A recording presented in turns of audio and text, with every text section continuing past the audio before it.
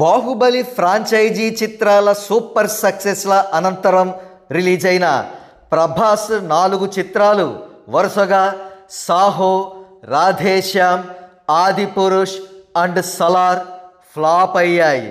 ముందుగా సాహో విషయానికి వస్తే ఈ చిత్రం ఒక్క హిందీ బెల్ట్లో మాత్రమే సక్సెస్ అయింది. తెలుగు రాష్ట్రాలతో సహా మిగిలిన అన్ని ఏరియాలలోనూ డిజాస్టర్ పాలైంది.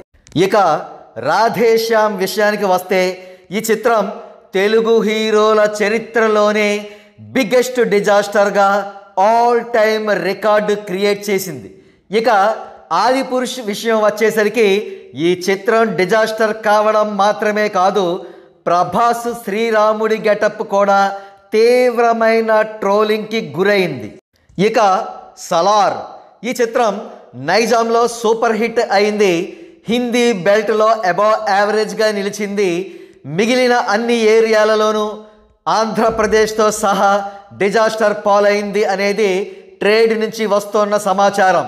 మొత్తం మీద ఈ చిత్రం ఓవరాల్గా బ్రేక్ ఈవెన్కు 150 కోట్ల దూరంలో ఉండిపోయింది. పోస్టర్ల మీద మేకర్స్ ఏవేవో కాకి లెక్కలు వేసుకుంటున్నారు కానీ ఆ లెక్కలను ఎవ్వరూ నమ్మడం లేదు. కాగా ప్రభాస్ నటిస్తోన్న తాజా చిత్రం కల్కి 2898 AD. Senior producer Ashwini Dutt ఈ చిత్రానికి నిర్మాత. అయితే ప్రభాస్ 4 ఫ్లాపుల్ని చూసి అశ్విని దత్ ప్రస్తుతానికి గజగజ వణికిపోతున్నాడనేది ఇన్సైడ్ టాక్.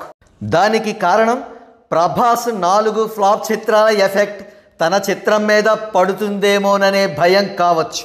ప్రస్తుతం కల్కి చిత్రానికి సంబంధించిన post production and CG work జరుగుతోంది. అయితే మేకర్స్ హడావిడిగా ఈ చిత్రాన్ని మే 9వ తేదీన రిలీజ్ చేద్దామనుకుంటున్నారు.